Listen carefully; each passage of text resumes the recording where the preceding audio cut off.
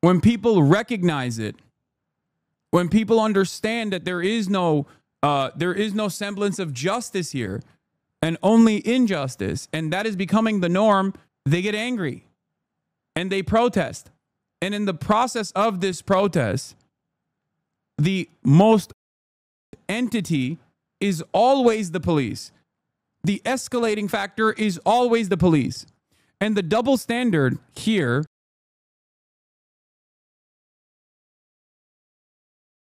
at the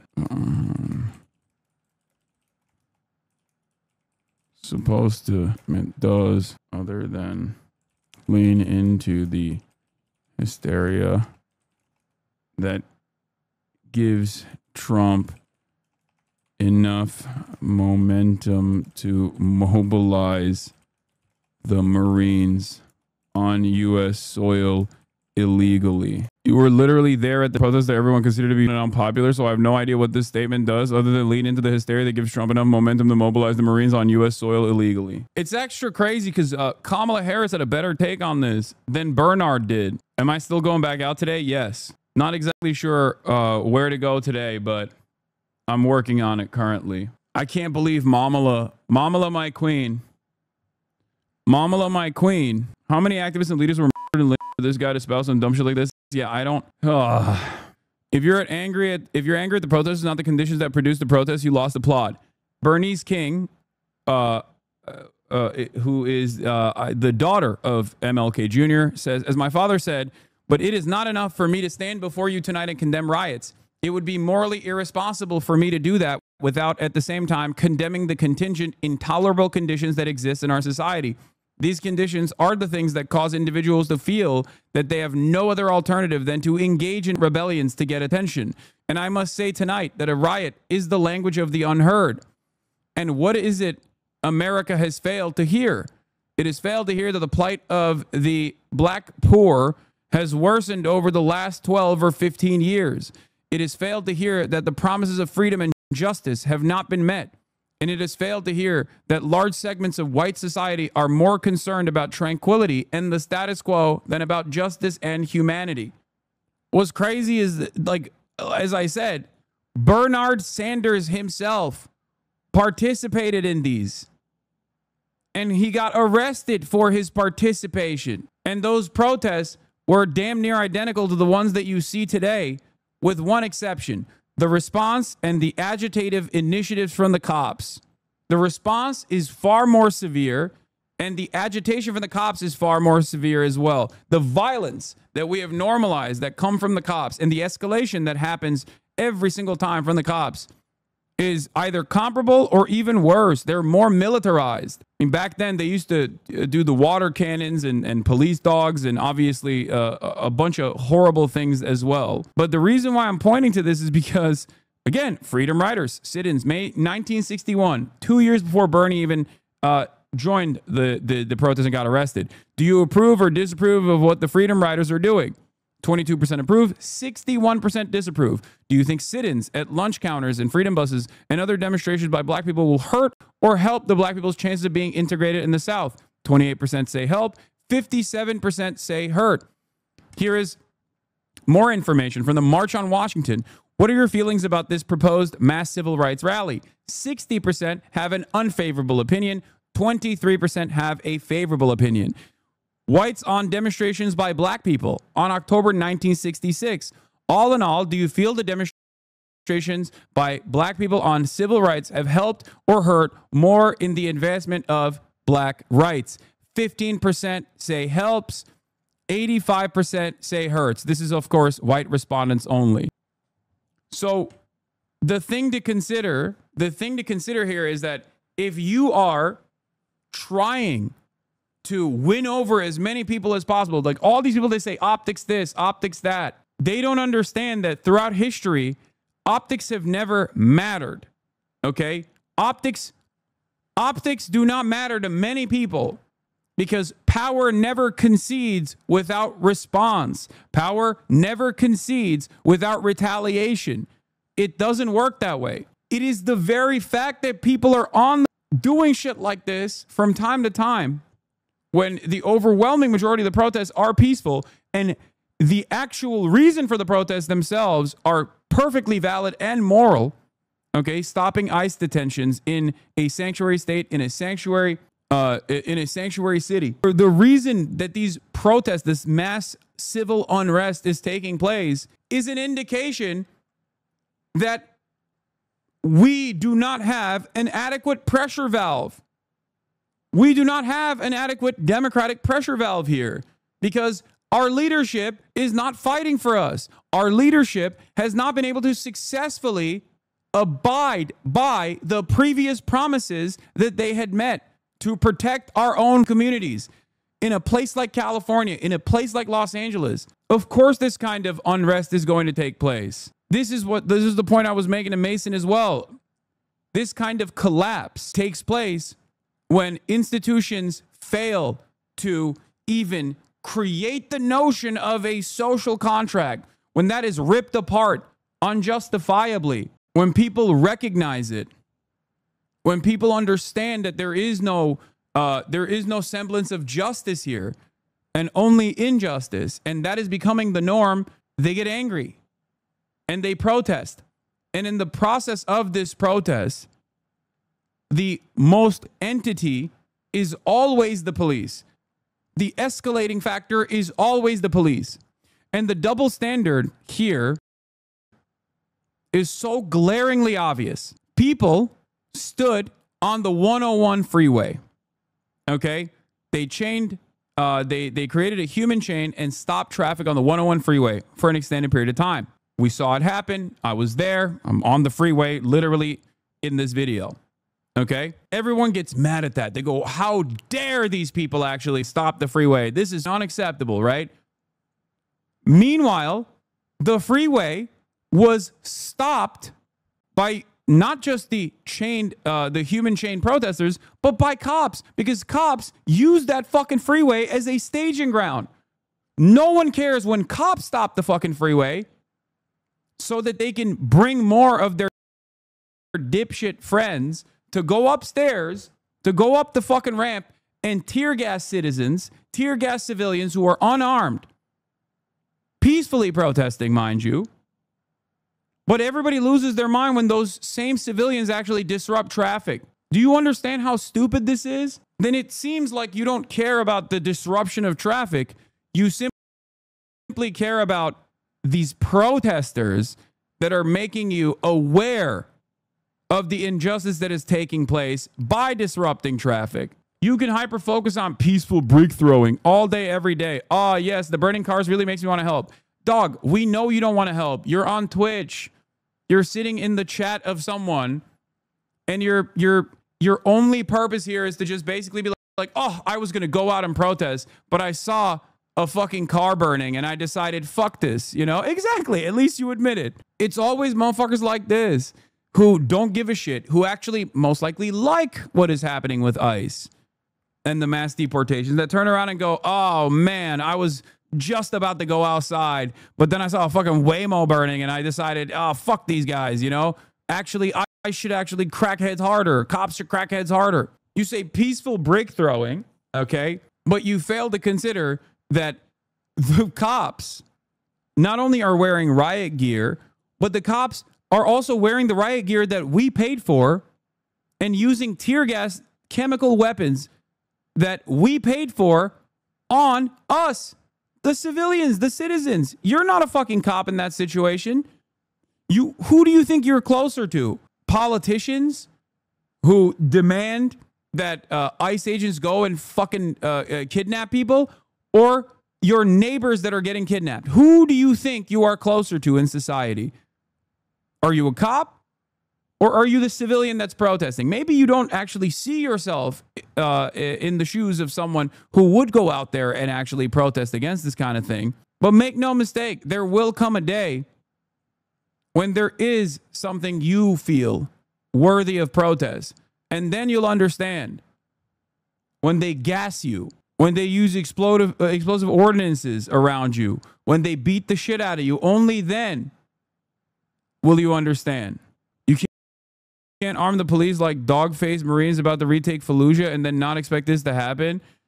whose bright idea was it anyway to militarize America's police? Yeah, I mean, yeah, it's true. Like, what do you think is more dangerous? Tear gas and explosive ordinances, or fucking water bottles that they're tossing in the direction of cops that have riot gear on? I'll tell you what's more dangerous. It's the fucking explosives, okay? Here, look at this. I think they're going to push in from this side of the road. So I'm over here trying to explain the cops that moved into the other side of the freeway, and they're going to move in a single file line to kettle and corral all the fucking protesters that are on the street, right? But in the process, of course, they're like deploying fucking explosives. Here, look. Oh, that fucked my hair up. Anyway, I think they're going to push in from this side of the road.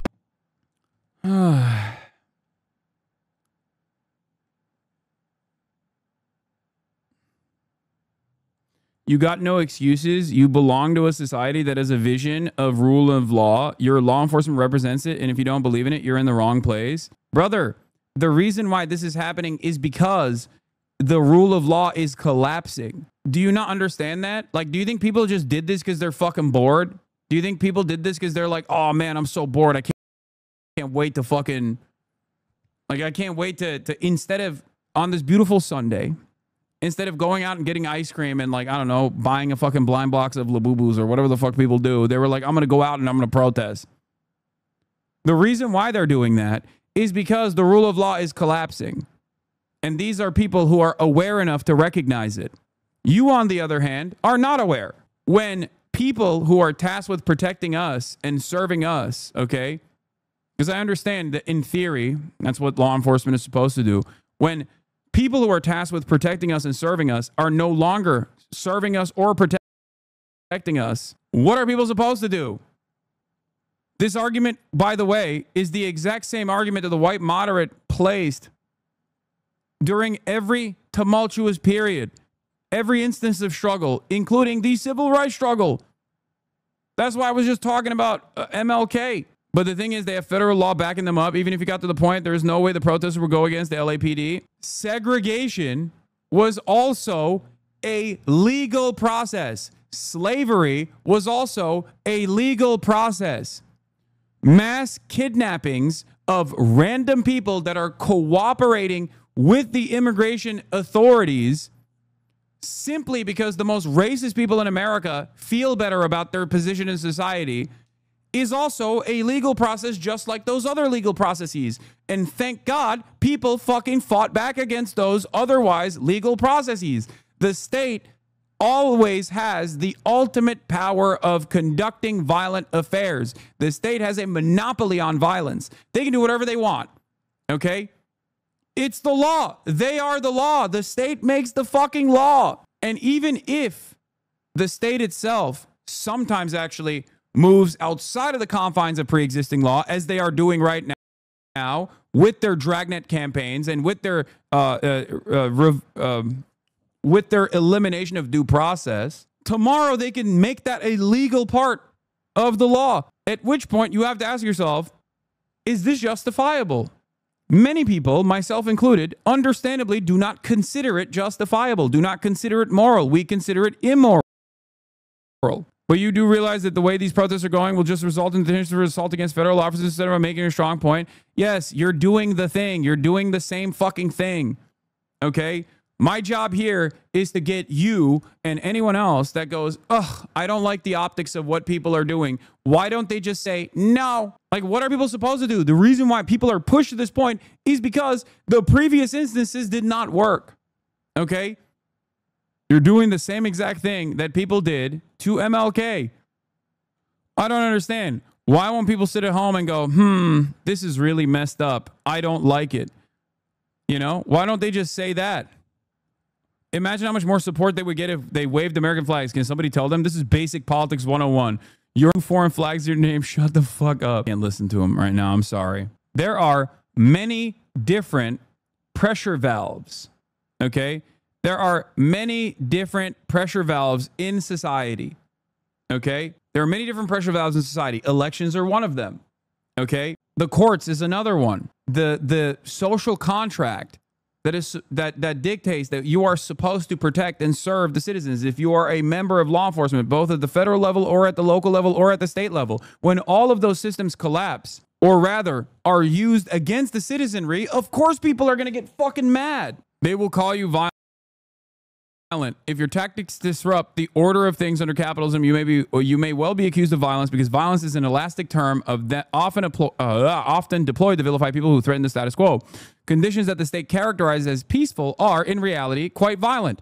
Even as people experience the violence of poverty, the torture of imprisonment, the brutality of policing, the denial of healthcare, and many other violent functions of this system, we are told we are experiencing peace, so long as everyone is cooperating. When state actors refer to peace, they are really talking about order. When they refer to peaceful protest, they are talking about cooperative protest that obediently stays within the lines drawn by the state. The more uncooperative you are, the more you will be accused of aggression and violence. It is therefore imperative that the state not be the arbiter of what violence means amongst the people seeking justice.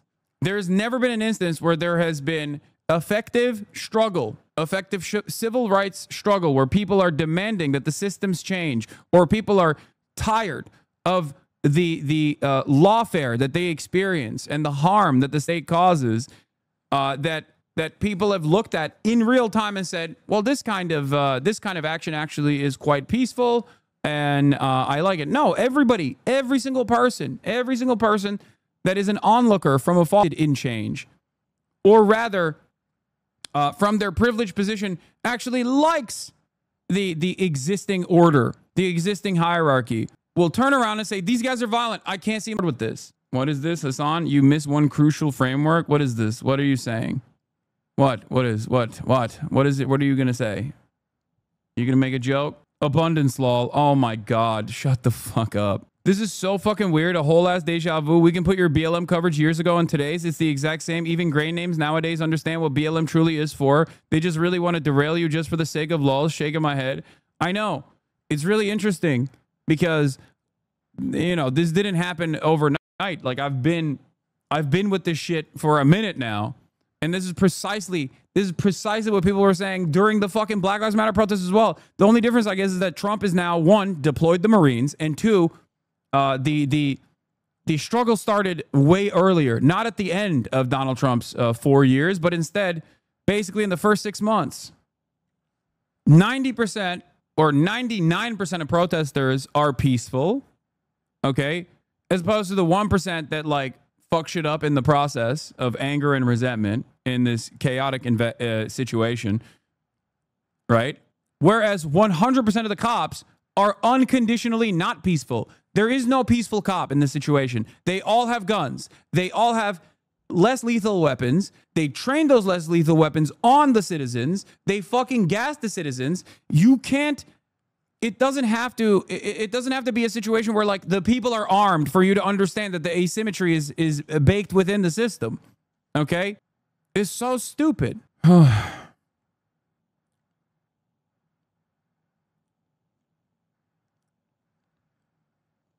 was trying to take a piss yesterday, and getting information out of cops during that process is, like, impossible. You saw it. I was like, how do we leave this area? Like, that's your job, right? Your job is crowd dispersal, and they wouldn't let me leave the fucking area. Isn't that weird? Why would they not leave? Why would they not let you leave the area? Perhaps the reason why they don't want you to leave the area is so that they can fucking pummel your skull in. And now they have officially mobilized. But going back to it, going back to what we were talking about, okay? Going back to what we were fucking talking about,